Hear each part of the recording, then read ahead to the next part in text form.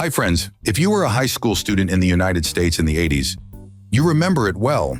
It was a time with no instant access to any information, no wireless internet, a phone on a twisted wire tied to the wall, and mandatory textbooks in a backpack that weighed like a small block of concrete. School back then was not just lessons, homework, and recess. It was a whole microcosm with its unwritten rules, social hierarchies, and of course, a whole series of trials that millions of teenagers went through. Many of these tortures seem naive or even laughable today against the backdrop of modern challenges, but back then they were real sources of stress, embarrassment, or physical discomfort. They were moments that built character, taught patience, or lack thereof, and left an indelible mark on our memories. Strap on your nostalgia belts for a time of bright colors, weird hairstyles, and analog technology. We're taking you on a journey through the top 20 high school tortures that only those who spent their high school years in 80s America can fully understand. Diapositives on a projector with manual film change. Every history, geography, or biology lesson could suddenly turn into a real diamarathon. The teacher would ceremoniously roll a bulky, humming projector into the classroom, a metal monster on a tripod or a small table. Its very appearance already caused mixed feelings. Anticipation, the lights would go out, and a slight boredom because we knew what would happen next. With a characteristic clanking and clanking, he inserted the glass transparencies into the slot. The images projected onto the dusty screen or directly onto the wall were dark, often blurred, with scratches, fingerprints, and dust stuck between the slide panes. The lamp inside hummed, making a steady, soporific sound, and was glowing to the point where it seemed to be emitting heat hot enough to roast marshmallows. If only there were such a thing. Each new slide was a slow, mechanical click, a pause in the semi-darkness while the teacher adjusted focus and position, and then a new, often distorted image of some ancient artifact or geographical map. And if the film of transparencies, yes, they were often spliced into a long ribbon, jammed or one of the slides jammed, that was it. The lesson was put on painful pause. The teacher, often sighing, would try to rattle the jammed film out, muttering something about faulty equipment or careless handling. The class would start making quiet noises or talking in the dark, casting shadows on the screen. The apotheosis could be the melting of the film from the overheated lamp. Then the acrid, bitter smell of burnt plastic would spread through the classroom. The teacher would get really angry, and the students would either get bored or watch with interest the slow catastrophe on the screen, where the image of the monument could turn into a surreal, molten blur. It was like watching a PowerPoint presentation, only on a slow, unpredictable, and slightly dangerous time machine that is about to break down completely. No ability to zoom in with a gesture, no interactivity, just waiting patiently and hoping that the next slide would be less boring or, on the contrary, that the projector would finally break down and the lesson would end sooner. I had to strain my eyes to make out the details in the dark images and constantly fight the urge to fall asleep to the monotonous hum of the lamp in the teacher's monologue. Plastic textbook covers that kept coming off. There you were with your brand new textbook, the symbol of the new school year. Immediately, the battle with plastic covers began. They had to be put on to protect the book from damage because school textbooks were supposed to last for generations of students. These clear, translucent, or sometimes textured plastic covers were like living creatures. Slippery, burrowing, always slipping and crumpling.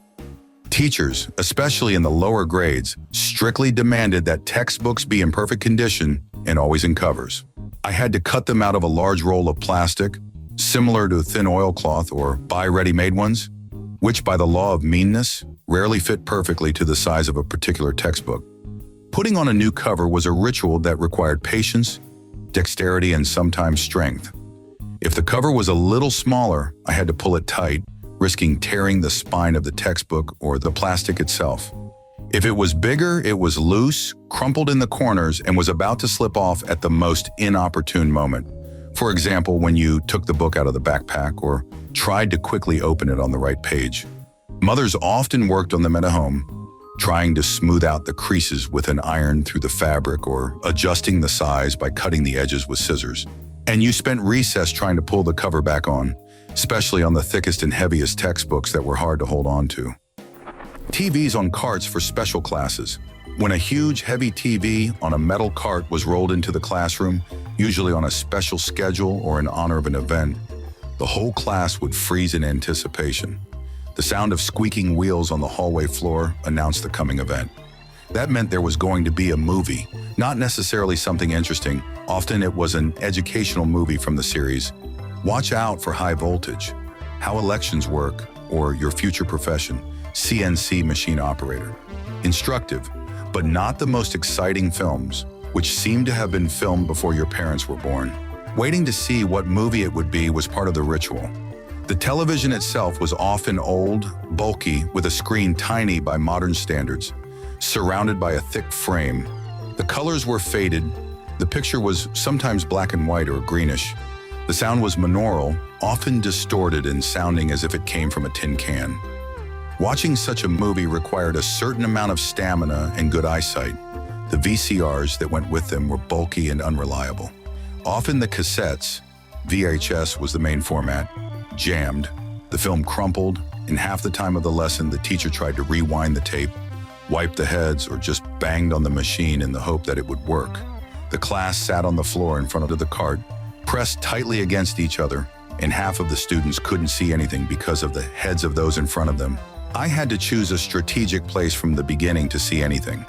Despite all the inconveniences, poor picture quality, and often questionable content, it was still better than a test paper or the usual explanation of a topic from the blackboard. Bringing a television into the classroom was a routine-breaking event, a small island of modernity in a traditional school setting. It was a sign that something different was going to happen today. And even if the movie was deadly boring, the very fact of watching it, sitting on the floor instead of the desk, waiting for the VCR to break down, all this was a special, almost festive moment that was different from the usual learning process. Raising funds for school needs through candy or magazine sales. Oh yes, those volunteer missions to sell low-quality but expensive candy packaged in brightly colored but often crumpled foil, or subscriptions to low-interest adult magazines. It was an annual and sometimes twice-a-year challenge.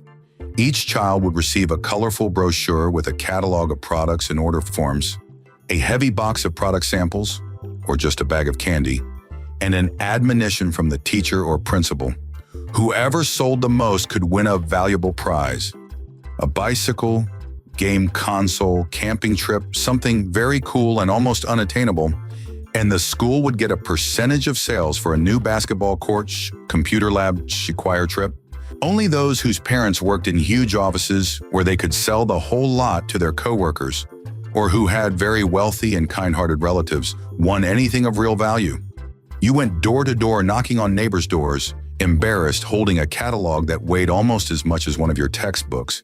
You had to utter memorized phrases about school and the needs of the class, begging strangers or strangers who didn't know you to buy a single candy bar for $2 that cost 50 cents at the store. Refusals were perceived painfully as a personal defeat and a blow to self-esteem. If you didn't sell anything, you felt like a loser, letting down the school, your parents, and yourself, because your parents were probably just buying the rest of the goods from you, so you wouldn't have to return the box empty. There was a real competition between the students. Who sold more? Lists of sales leaders were posted on the honor board, adding an element of public pressure.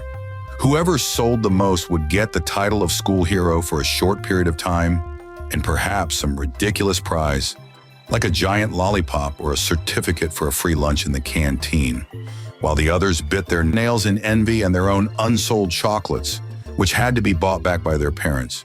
It was my first introduction to the tough world of sales, where your persistence, or more often, your parents' connections and wallet, determined your success. The feeling of responsibility for a box of chocolates, the need to work for it, and the social awkwardness of begging from neighbors was a real torture, but also an important, though not always pleasant, social experience. Transparent rulers with magnifying glass. They look like a gadget from the future, like something out of a science fiction movie about a school where everyone has cool stuff. Transparent, sometimes with floating glitter, tiny figures or air bubbles inside, and with a lens in the middle. It was a real object of desire and envy among elementary and middle school students. But the problem was that drawing straight lines with them was almost impossible.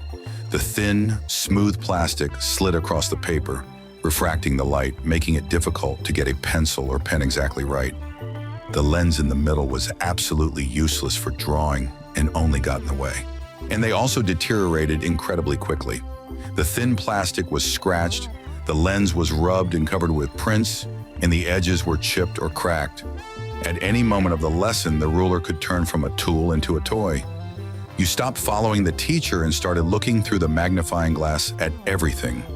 At the letters in the textbook, which became huge and blurred, at your fingers, at your desk mate. The sound of crunching plastic when someone's cherished clear ruler broke was commonplace. But you still really wanted one because it was fashionable, unusual, beautiful, and made you stand out from the crowd with their boring, wooden, or ordinary plastic rulers. Despite its complete uselessness as a basic measuring tool, fragility and distraction, the transparent ruler with magnifying glass was a symbol of status, style, and belonging to the modern trends in the school world of the 80s. It was the one thing you didn't objectively need, but you really wanted to have, just because it looked cool. Endless queues at the school telephone. If you urgently needed to call home to get your mother to pick you up after school because you weren't feeling well, or to arrange a meeting with a friend after school, get ready. There were probably 10 or more people standing in front of you, waiting patiently, or not so patiently, for their turn. The school phone was one for the entire floor, and sometimes for the entire school, often located in a wall niche near the teacher's lounge, in the hallway, or in a pass-through corridor. It was a huge, bulky phone booth, without a door, of course, or with a non-functioning door, or just a machine on the wall with a perpetually tangled, stretched, and sometimes damaged wire, and often a non-functioning reset button. To make a call, you needed a dime or a quarter. Sometimes the machine would eat the coins and not connect, or it would make strange mechanical noises. You had to pull the wire, bang on the machine, or ask for help from the teachers, who were always busy and reluctant to be distracted. Teachers were nervous if you talked too long on the line, and there was often a checking teacher or secretary standing somewhere nearby, listening to your every word, monitoring what the school line was being used for and what the students were talking about. The whole school could find out if you complained to your mother about a stomach ache, discussed an upcoming party with a friend, or confessed your love over the phone if you were brave enough. And the worst thing was if you forgot the phone number by heart, because there were no cell phones and not everyone carried notebooks or left them in their backpack in class. You had to go back to class to get a reference book, ask your friends for help, or ask that very listening teacher, which was even more humiliating. The line for the phone was the place where rumors and gossip originated, where secret deals were made to exchange lunches or homework, where notes were passed and secrets whispered. It was a social center of sorts, but waiting in it was torture, especially when recess time was coming to an end or you weren't feeling well and really wanted to go home. Scented ink tests. It was one of the most unusual and frankly bizarre experiments in school life in the 80s. Some schools or districts, in an attempt to make the testing process less stressful or just more enjoyable, used tests or test papers printed on special paper with scented ink. The odors, such as artificial lavender, sweet cinnamon, sour lemon, or even chemical fruits, were supposed to soothe students, create a more relaxed atmosphere, or even stimulate brain activity. But in reality, it was only distracting and sometimes annoying. Half the class, instead of concentrating on the tasks, sat sniffing the paper, trying to guess or enjoy the scent, which was often too strong and unnatural. Some suffered from allergies, started sneezing, or felt headaches from the unfamiliar and persistent odor. Some, particularly impressionable or simply mischievous, tried to discreetly tear off a piece of scented paper as a souvenir to show their friends or add to their collection of strange school artifacts. Instead of silence and concentrated work, waves of different aromas floated through the classroom, mixing with the smell of old paper, dust, and wooden desks, creating a bizarre and sometimes unpleasant mixture. This was another unusual but not always successful innovation of the 80s, designed to make school life a little more interesting or pleasant, but in practice turned into an additional factor of distraction, irritation, and slight perplexity. You're trying to remember an algebra formula, and there's an intrusive smell of cinnamon under your nose, conjuring up associations with pastries and scones rather than math equations. Or the smell of lavender, which is supposed to be soothing, actually conjures up your grandmother's closet or air freshener. Compulsory school dances in the gym. School dances in the 80s were a ritual that was, on the one hand, expected, and on the other hand, a little bit feared. They were held in the most unromantic place of the school, the gymnasium, which for one evening they tried to transform with minimal decorations. A few garlands of colored paper, maybe some balloons and a couple of spotlights that often shone in the eyes. The lighting was, to put it mildly, less than ideal, usually a dim yellow light. The acoustics in the gym were terrible. The sound rattled and reflected off the walls. The DJ was often one of the teachers, PE teacher, or even the principal, who would put on music from vinyl records or cassettes. Everyone came in dressy, or just the cleanest and trendiest, clothes feeling a little out of place. At the beginning of the evening, everyone went to different corners of the gym. The boys stood against one wall, pretending to be completely uninterested in just talking about something very important. In fact, they were just as nervous. And the girls stood against the other wall, giggling, fixing their hair, and casting quick, appraising glances in the boys' direction. Between them gaped the vast, empty space of the dance floor. The music was often a mix of popular hits, rock, and of course, the obligatory slow ballads. Someone the bravest or who had gotten a nudge from friends would timidly invite a slow dance to Every Breath You Take by The Police or Open Arms by Journey. The rest of us posed as furniture propping up the walls or danced in tight circles with friends. The gym floor hummed and vibrated beneath the dancing or just bouncing bands. It all seemed terribly awkward, clumsy, and a little provincial, but at the same time you felt it was part of something big, like in American high school movies. It was an important social ritual, a chance to see the object of your affection in a non-school setting, albeit in the same gym, and maybe even work up the courage to talk or ask to dance. Then for a week at school, they would discuss every detail. Who danced with whom? Who smiled at whom? Who ignored whom all night? Who was dressed how? Who was the first to leave the party? And if you didn't go to the dance, you felt like an outcast, missing the most important social event of the week, which according to the stories was either very cool or very boring, but in any case mandatory for discussion and exchange of opinions. The pressure to go was immense. Huge backpacks with no wheels and no back support. In the 1980s, when school ergonomics and student back health weren't really thought about, backpacks were just backpacks.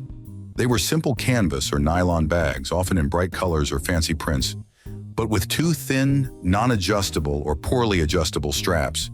No cushioning, no back seal, no internal frame, no ventilated inserts. The weight of the textbooks you had to carry with you every day was simply catastrophic.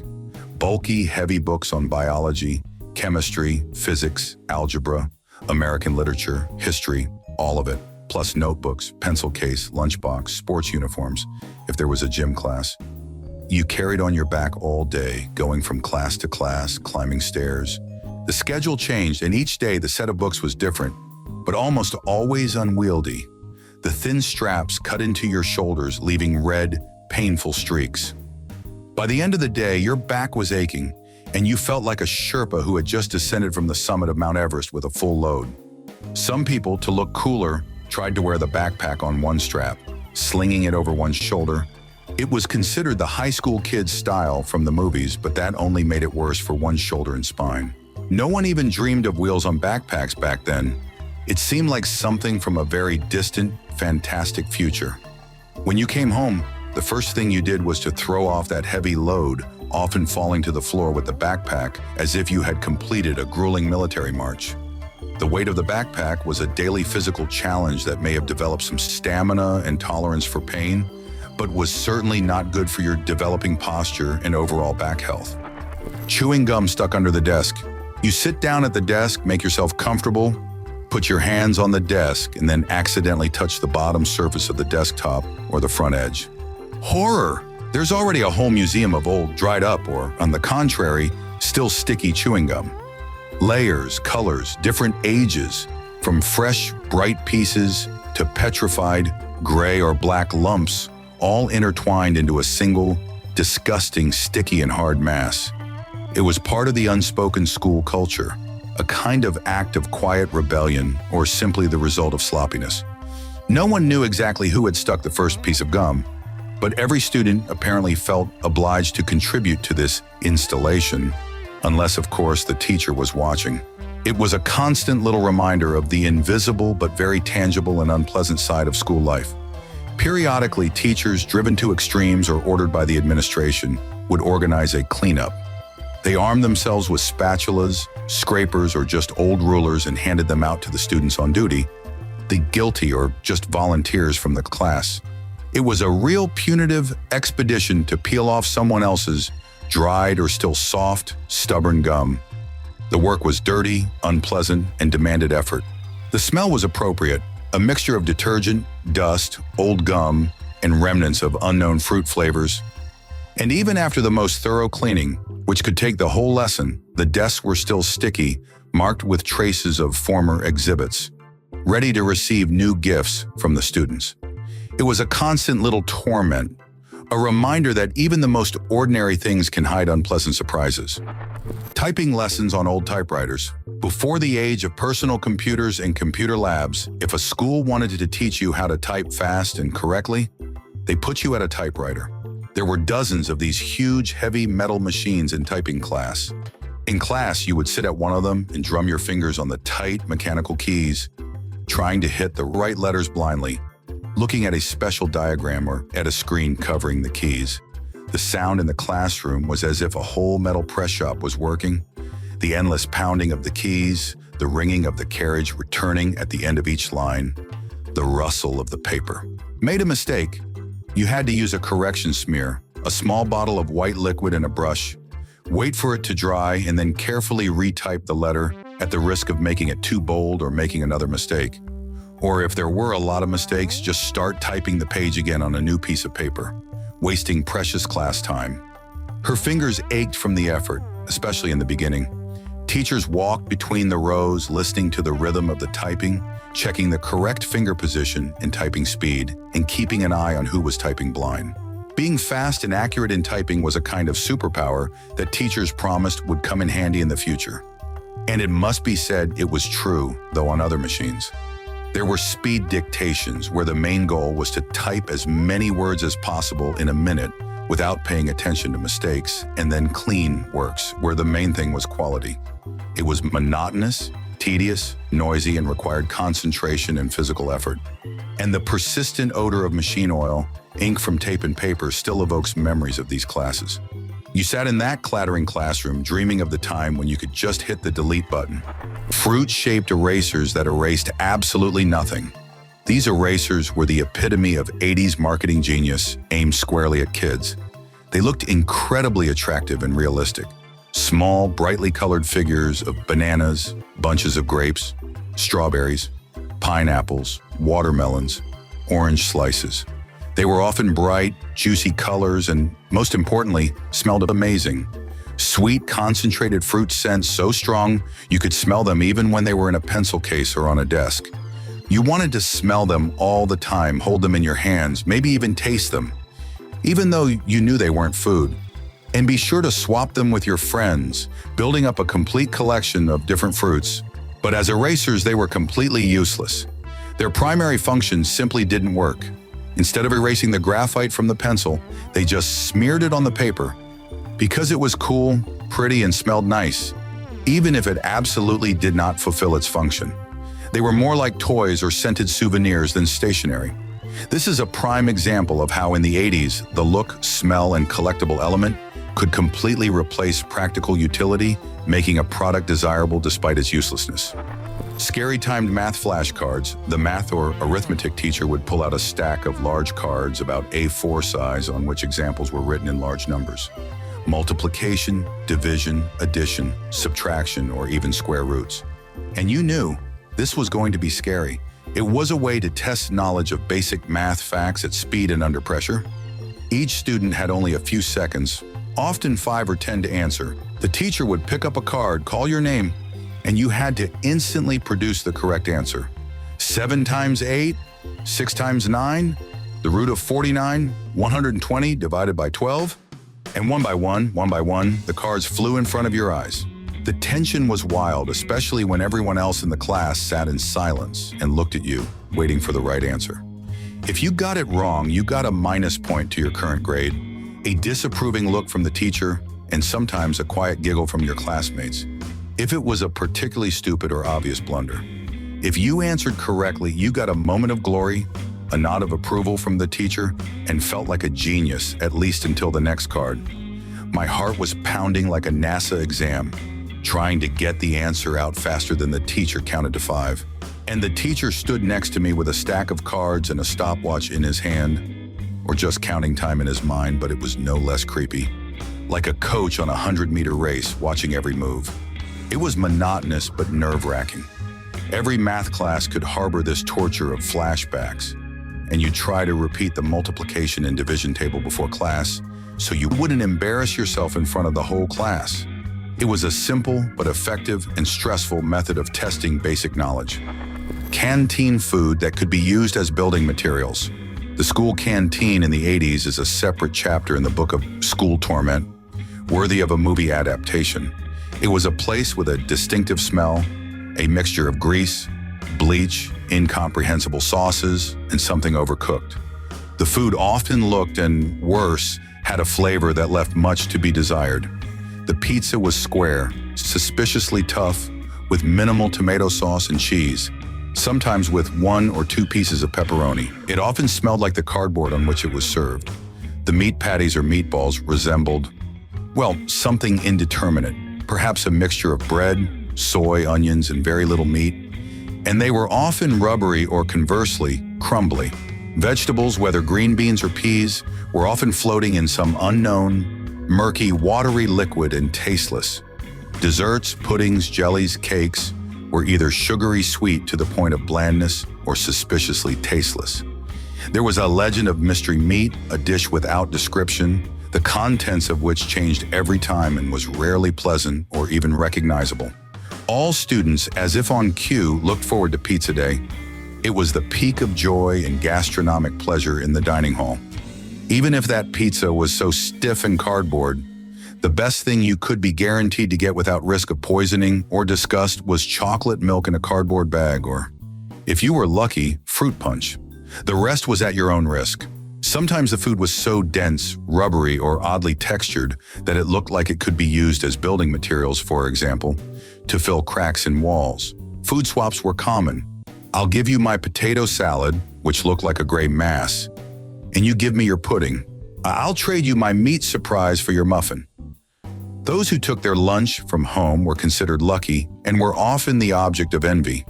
The dining hall was a place where the fittest, i.e., the one who was willing to eat anything or who had a lunch from home, or the least squeamish, survived. Tables of irregular verbs you had to learn by heart. English lessons in the 80s were often reduced to one of the most tedious and agonizing activities, memorizing lists of irregular verbs. It was a never-ending exercise. You get a printout or rewrite from a textbook a list of 50, 100, or even more verbs, each of which had 3 forms: infinitive, past simple, and past participle, and you were obliged to know each form by heart, like our father, including the correct pronunciation. Go went gone, sing sang sung, eat ate eaten. These triplets of forms haunted your nightmares. And then there were some obscure or regional variants, like bring brang brung, which by the way is technically incorrect, but was sometimes used colloquially and caused confusion, or verbs with completely unpredictable form changes. The teacher expected perfect reproduction of every form, including correct pronunciation. One mistake in form or pronunciation was a minus point on the current grade, a disapproving look from the teacher, and sometimes a quiet, snide giggle or whisper from classmates who knew the answer. I had to repeat these lists over and over again, write them down hundreds of times in my notebook so that something would stick in my long-term memory. And at the end of the week, there was the obligatory dictation, the oral questioning at the blackboard in front of the whole class, or the form test. No Google, no online translator, no escape. You just stood at the blackboard or sat at your desk trying to panic and remember the 3rd form of some verb, to sneak or to forbid under the pressure of the teacher's stare, the silence of the class, and your own fear of getting it wrong. The queue for the toilet, because there were only 2 for the whole floor, At every break, as soon as the bell rang, all the students from the floor, and sometimes from the neighboring floors if the toilets were worse or there were fewer of them, jumped out of their seats and ran in one direction, to the cherished door of the school toilet. Most often there were only 2 toilets per large floor, male and female, designed for hundreds of students. The queue would start forming on the stairs or in the corridor long before the bell rang, if someone had a special need or just a desire to spend time there. Inside, the toilets were noisy, perpetually flowing cisterns, dripping taps, creaking cubicles, and a complete lack of privacy. Very often there was no soap and toilet paper ran out 5 minutes after the start of recess. You had to carry your own or ask your friends for it. Often one person from the company or class stood guard at the door, holding it and controlling the queue, while the other made sure that no one got in without queue, causing verbal altercations or even small scuffles. Sometimes toilets turned into a place for secret meetings, sharing secrets, quiet smoking, if the school was not too strict or a secluded corner could be found, or even an arena for small fights. Recess time was strictly limited to only 5 to 10 minutes, and you almost always returned to class a minute or 2 late, risking a reprimand from the teacher or being written up in the tardy register. Spending an entire recess in line for the restroom was common. It was a small but daily battle for access to basic amenities that taught patience, the ability to negotiate and resolve issues quickly, and sometimes just to be patient until you got home. Textbooks with other people's signatures and graffiti inside. When you open the textbook you were given for this school year, it's old, tattered, with yellowed pages and wrinkled corners. And the first thing you see are the marks of its previous owners. On the front cover, on the first or last pages, and sometimes right in the margins it says, John Smith, 1982. Susie loved Billy in 1985 before he went to another state. Go Oakland Raiders, or some other popular local sports team. The margins are scribbled, caricatures of teachers or classmates are drawn, and clouds of dialogue are added to the pictures. Portraits of historical figures. George Washington got glasses, mustache, and beard. Abraham Lincoln got a funny hat, and Marie Curie got colorful makeup and earrings. It was fun finding such artifacts from previous generations of students. It created a sense of continuity, a kind of secret school life passed down through the generations. It was like a dialogue through time. But if a teacher noticed graffiti on your textbook, you were in trouble. Sometimes some of the past students, taking pity on their descendants, wrote the answers to assignments or tests right in the margins, in small print or as codes. You prayed that these answers were correct and the teacher didn't notice this treasure. Test papers with copy paper that got dirty all over. Before the era of mass distribution of photocopiers and printers, if a teacher wanted a copy of your test or quiz for himself, for parents, or for the archives, copy paper was used. The teacher handed out a set. The top sheet was the original, usually white, then a thin sheet of copy paper, often blue or black, which was coated with an ink layer on one side, and the bottom sheet for the copy, also white or sometimes thin, almost transparent. You wrote with a pen on the top sheet, making an effort, and each of your strokes was imprinted through the copier on the bottom sheet, creating a copy. It sounds simple and ingenious, but in practice it turned into a messy and nerve-wracking nightmare. The dye from the copier stained everything around you. Your hands, they inevitably turned blue or black. Your desk, your clothes, sometimes even your face if you carelessly touched it. If you accidentally tugged a set of sheets, moved the copier, pressed the pen too hard, or wrote sloppily, everything got smudged and the copy became unreadable. While the original was covered with dirty streaks and prints, I had to write slowly and carefully, applying even effort, like a sapper diffusing a bomb, afraid to breathe or move. And then, after the papers were handed in, you had to sort out where your copy was, where the copy for the teacher was, and where perhaps the copy for the parents was. Some students tried to be cunning. They put the copy paper so that it would not accidentally copy part of the most difficult answers, or on the contrary, tried to peek through the translucent top page to the bottom page, where there was already a printout.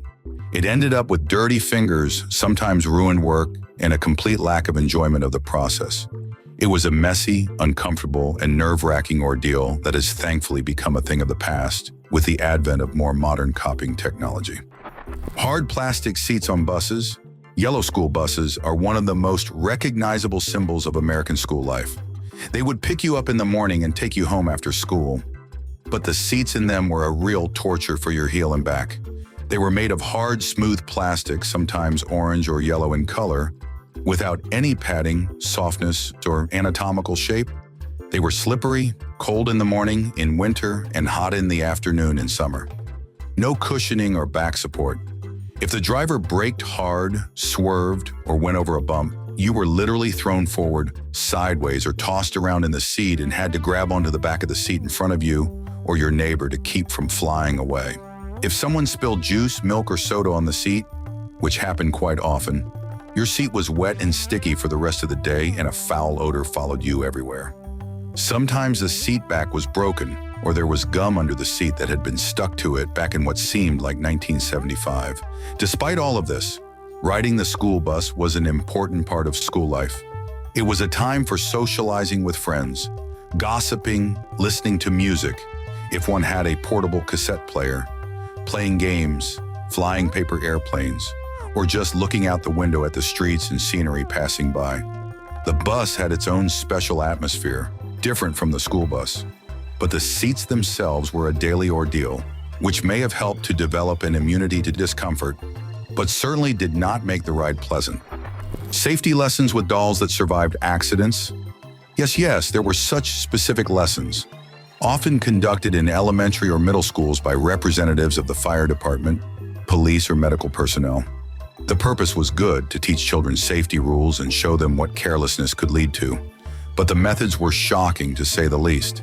These lessons featured mannequins or dolls depicting accident victims with fairly realistic as possible with 80s mannequins and fake makeup injuries.